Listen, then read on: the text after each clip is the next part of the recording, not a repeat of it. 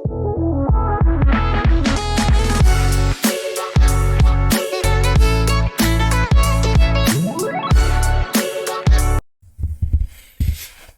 guys, I'm Kevin, that's Matt. Welcome to a special early edition of Locker Room versus Executive Suite NBA Finals recap. We're just going to talk about Game 3 and mostly our thoughts of all the 3 games so far.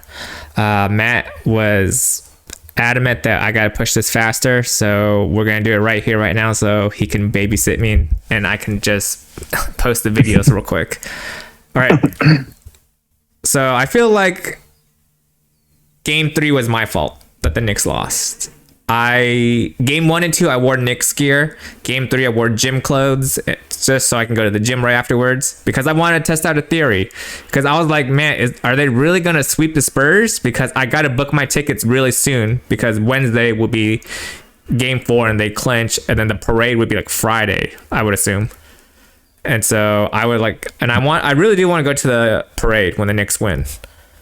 And so I was like, we predicted 6 games. Let's make it 6 games. So what do you think, Matt? Should I wear my Knicks gear? I think you're going to have to, especially if New Yorkers hear that you're the reason why they lost yesterday. Did you hear about what happened to the Spurs fan? Uncalled for.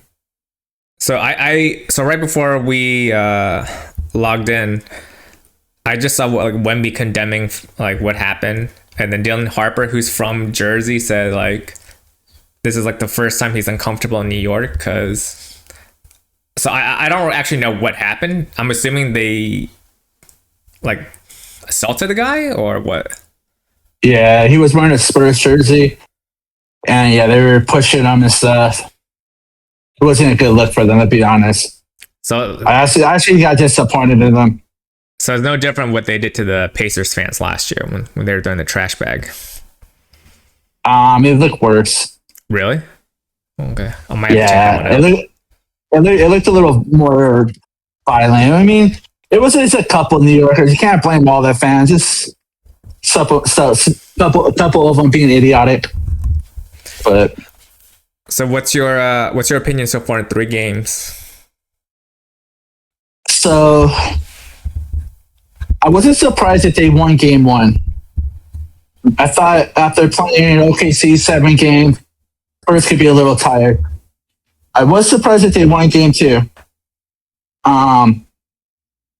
Brunson's being Brunson. I mean, anyone that says now that he's not a top point guard is delusional. They look good for the first 2 games. After the second game, though, there was a stat going around. There's only been 5 teams in NBA history that come back from 2-0. None of them have ever came back 2-0 after losing the first 2 games at home. I told my boys that just means it's due. Because it's they were saying, and that's another point too for Game 3. All my friends like, oh, Knicks are going to sweep. I said Knicks can sit. But I think you're absolutely delusional if you don't think the NBA is not going to get a couple extra games out of this. I thought last night the refs dictated the game. The Spurs shot way more free throws. I feel bad for the New Yorkers that dropped $7,000 for tickets.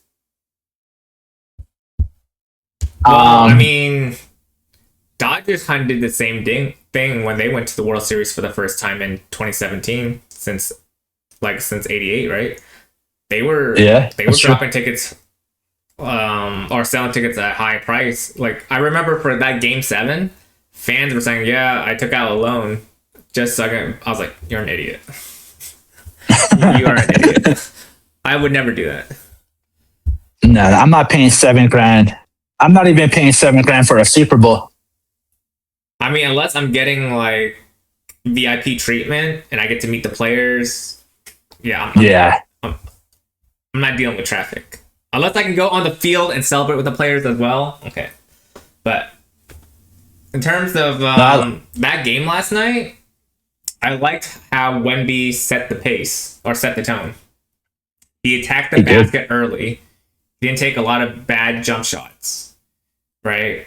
Because I liked how when Cat has him defending the perimeter, they'll kind of switch off, and so he'll go run straight to the basket, and they'll throw like an easy lob to him.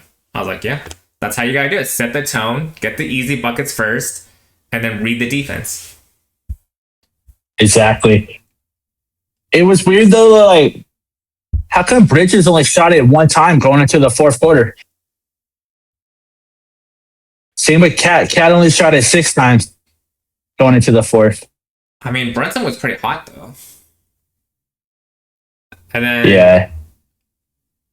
So that third quarter, I was on a phone call with my sister about like how long I should stay in New York, like when am I coming? Because I keep telling her I'm coming. And by the time I came downstairs, it was a 2-point game. Because I think it was the Knicks. Yeah, because the Knicks were winning at halftime. They came right. Yeah. And then By 7. By the time I came back, it was like a 2-point game Spurs. I was like, what happened here? So They came out at halftime aggressive. Dylan Harper's bang out was nasty. I'm not gonna lie. I like Jalen Harper every time he attacked the basket because it's almost like he has a kind of like a mini Euro, and then bam, attack the basket and then dunks the ball. I liked it a lot. I can see why Me too. you're really high on the guy. Well, I mean, he's what, the number 3 pick? Yeah. I was a big fan of his dad's On the Bulls or on the Lakers? on the Bulls. So something that people don't know about Ron Harper, he blew his knee out early in his career. He was never the same player. He was so very good, but if he never blows his knee out, he's like, he might be like a top 75 player ever. Really? Like, dude, go look at Ron Harper before he blew his ACL. Well, do you know what year? Or I guess I don't or know can what tell by year. the points differential. Yeah, like if you go with this athleticism, he was crazy. But you see it in his son now. His son's super athletic. So He's- I would assume it was his last time being that guy was with the Clippers, right before Let's he see. joined you guys. Yeah, that's probably right when it was. Because he might have did it in college. I know he blew his knee out. He's on the. I always put him on the list with like the Brandon Roy's. He was averaging like 22. See, yeah. Well, it's a lot back then for a pretty good player. You're a pretty good player averaging if averaging 22. And then he just came to the Bulls and just was like, did what he as like a point guard needed to do. You were talking about how Cat and Mikal Bridges didn't take the main shots. OG was on fire too. That's true. That's a good point. And Josh Hart. Yeah, they were knocking down their shots, and I was like, damn, didn't I pick OG as one of my X factors? And so I was like, yeah. I was kind of rooting for OG. Like, come on, OG, do the. But yeah, you're right. I think the Knicks will be better if Cat and Mikal Bridges score more because that's what they did in game 1 and 2, right? Yep. Did the Spurs figure out something, or did they just have a good game? Honestly, that intro. I'm kind of speculating, but game 3 in the intro, you didn't really see any nerves from the Spurs. You know, They're very confident. yeah, it was almost like, hey, this is like a home game to us. You know, normally when you see on the road, you head down, try to stay focused. It was almost like they're playing with the crowd. Like, yeah, you guys get loud, we get loud. Let's get it. We feed off this energy. Well, like Castle said after game 2, we play our game. We're the best team in the country, or the best team in the league. They're very confident. And Castle, he led by his. He didn't just talk. He led by example. He had a good game too yesterday. ice in his veins with those two free throws at the end. Wait, was it Castle for game 2 that turned his back when Wemby was trying to pass, right? So Castle was trying to probably try and make up for that one, huh? Exactly. They looked confident yesterday. Let me ask you this: we've seen those plays before when we play basketball. Was that Wemby's fault or was that Castle's fault? I blame more Wemby on that for how it went down.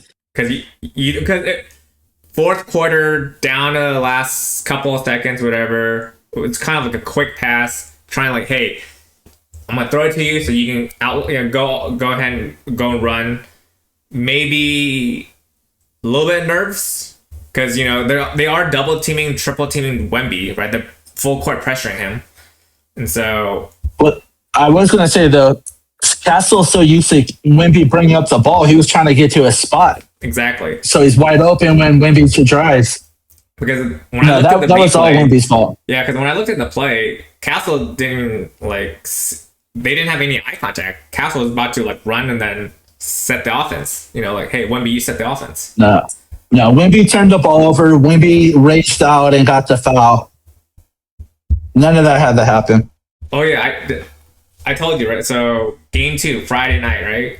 We win. Mm-hmm. My cousins are over because she's telling me, guys, the reason why we're watching this game is because I'm going to New York for medical school. I'm going to Toro, right? And so we go to downtown Disney because she wants to get Salt and Straw ice cream. And there are people there shouting out to me, hey, your team did it. Go Knicks. I was like, holy crap. There's a lot of people.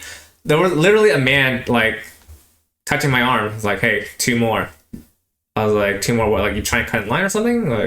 He's like, no, Knicks, 2 more. I was like, oh, okay. Yeah.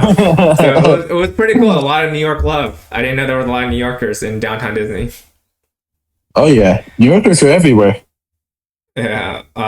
Actually, one of the Asian dude wearing a Mets hat saying, go New York. I was like, that's funny. Yeah. I was like, normally they'd be wearing a Yankees hat, but okay. Who wins game 4?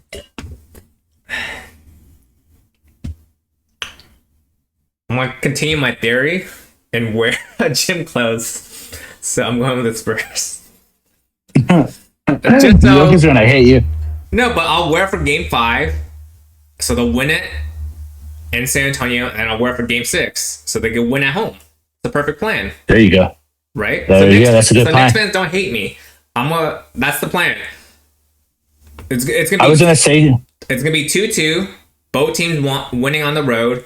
You guys win game 5, right? Because I'm wearing my Knicks jersey. Game 6 at home, you're clinching it. Right? I'm telling you, that's the game plan. Something. No, I get it. Something. One of the topics that you want to talk about. I want to talk about real quick since we're talking about basketball. Who's the king of New York?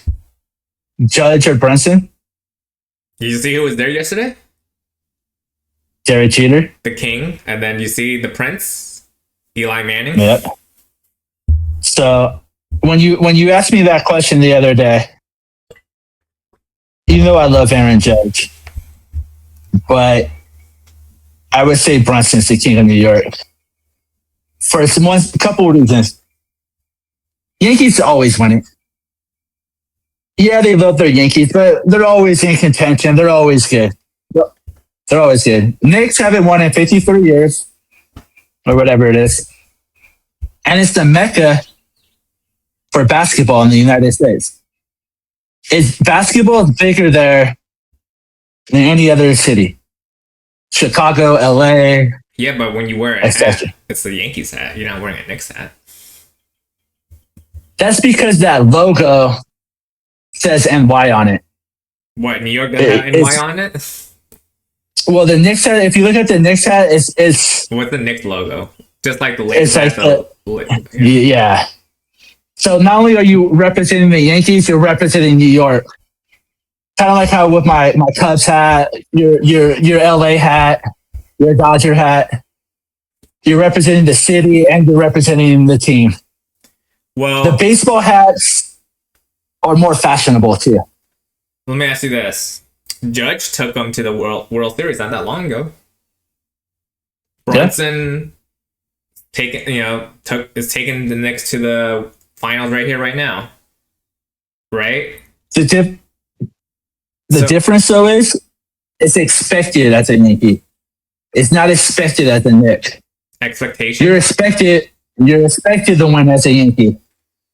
So yeah, it's you made it to the World Series, like, so what? Win it. Now you have to win it. They demand, Yankee fans demand to win it. So 27 of them. You're taking someone who has won 3 MVPs and telling the guy who hasn't won MVP, but he could win a Finals MVP, saying you are the king of New York. Is that what you're saying? If he wins the Finals and Finals MVP, he is the king of New York. So let's say he wins the Finals, but OG is the Finals MVP. He's still the king of New York. So because of what he did, the pay cut, he just plays ball, and he's winning it in the biggest stage that we can offer in America for basketball. So New York City Club at night. Aaron Judge comes out of his limo. Jalen Brunson comes out of his limo. You're the bouncer. I'm sorry, Judge. Brunson, you go ahead. They both get it. Huh?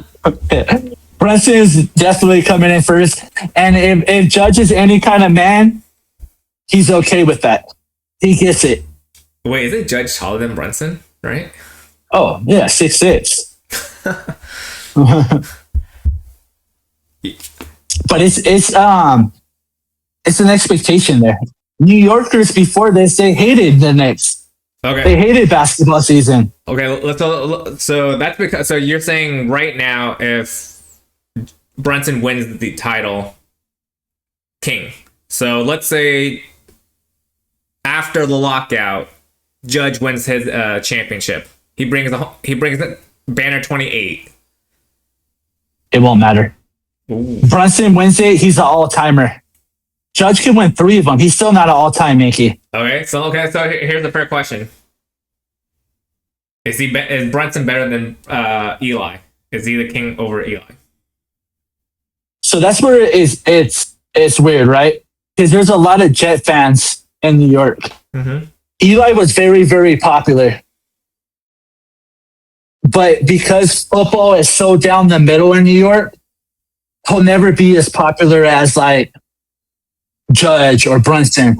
Like there is no splitting it down the middle, Mets and Yankee fans. It's way Yankee fans. There's way more Knicks fans than Brooklyn fans. Football is like down the middle. Maybe a little more Giants. They share the same stadium. Yeah, they should have seen. It's just different. They love Eli, but there's a lot of New Yorkers that probably can't stand Eli. So how about this? Okay, the big question is Derek Jeter, the Capitan. Oh, that's where you get into like 5. That's like one. legendary. 5 versus 1. That one weighs more though. Still, I think one guy gave you a 3-peat. It's the Mecca. The Knicks never do it. It's been nothing but hurt. Did Walt Frazier win one? I think that was like they've only won one. Yeah, but that's when Willis Reed. That 70. Didn't he win one? Yeah. But yeah, I'm pretty sure he did. Him one of those guys, right? Well, so here's the difference. That NBA was just starting out back then. What was it? 10 years old? You're right. Five years old. Competition wasn't the same. You're right. That in like because they won it so early, they expected it, right? Like, oh, we're gonna win it all the time. But because it's like Chris Bryant with the Cubs, he's an all-timer. He won one. He broke the curse. Same with the Knicks. Basketball in New York, I'm sure as you know more than anyone, is big there. That's what they hoop there. They're ballers. They love their Knicks. They were negative Nancy's for many years about them. So I think I told you, right? Although this was a football guy I was talking to, it wasn't a basketball guy, but he loves his basketball. He was telling me how this was 2 years ago, 3 years ago. He was telling me how he's not really a Knicks fan because they always sucked his entire life. He was a young guy. So he was always an individual player fan over a team fan. Makes sense. Right. I guess. So for those younger players or younger fans, they're really more like individual fans, like the LeBron, KD fans. Like, hey, our team sucks, but we can enjoy this other player's success. Yep, I see. You put all that together, then you put Madison Square Garden into it. The history of Madison Square Garden with all the fights and all that. It's big time for New York. New York fans aren't acting like that when the Yankees win it. It's normal. I don't know, man. They were those. Did you not see the Yankees watch party in the World Series? They were cheering for Ohtani's injury. They're not going bing bong and having an outer body experience when the Yankees win. Yeah, I would like. I thought so too, but they haven't won since '09, and that feels like it was like 80 years ago. For them, it is. Yeah. But I bet you if you ask a New Yorker, that's a Yankee fan and a Knicks fan, which one would you rather have? They're going Knicks. Yeah. Well, because they're going Knicks every time. The Yankee titles. They have never. Yeah. Actually, no. Well, actually, yeah. If you're born in 2000, you've seen at least the 2000 and '09. Yeah. Right. If you can remember it, but if you're someone born in 2010, you've never seen a Yankees title. And that's crazy. But as far as like Brunson will be an all-timer. He'll be up there with the Jeters, the Joe DiMaggios. Let me ask you this. Is that better, being the king of New York? Is that better than being like top 75 NBA player? Is that better than NBA Hall of Fame? Which, as you know, it's a lot easier to get into. I'd rather have I'd rather be the king of New York than be in the NBA Hall of Fame or Basketball Hall of Fame. Because one of the why? Because Brunson's like how many you think. It's bigger than yourself. The Hall of Fame's a personal achievement. Being the king of New York, you did something for other people. You impacted other people's lives in a positive way. Yeah. I'm pretty sure that he will never have to buy anything in New York. Or ever again if he wants it. Or if he does, it's probably discounted for him by a lot. 100%. I'm actually looking at the percentages or the player stats in the finals. So, because I knew Brunson didn't score well the first game, because I think he did well last game. But in 3 games, he has a 37% field goal. He shot terrible in game 1. He shot it like 9 for 31. Let me ask you this. I think you heard Manny Machado said, let's just stick to sports and throw away the analytics. What do you think about the analytics in basketball? Because game 1, you and I see percentages, but the box score would say he had 30 points, right? He had 8 assists. Are you someone who cares more about the percentages, or hey, he got 30 points, 8 assists, and that got us the W? That, just like I saw the other day on social media, they show Kobe's games where he had 81, 64, and 63. It says, I don't care what analytics say. I know what I saw. And that's how I feel. Yep. Analytics doesn't tell you that Brunson in the fourth quarter took over. That was a crazy fourth quarter. I hate analytics. It ruins sport.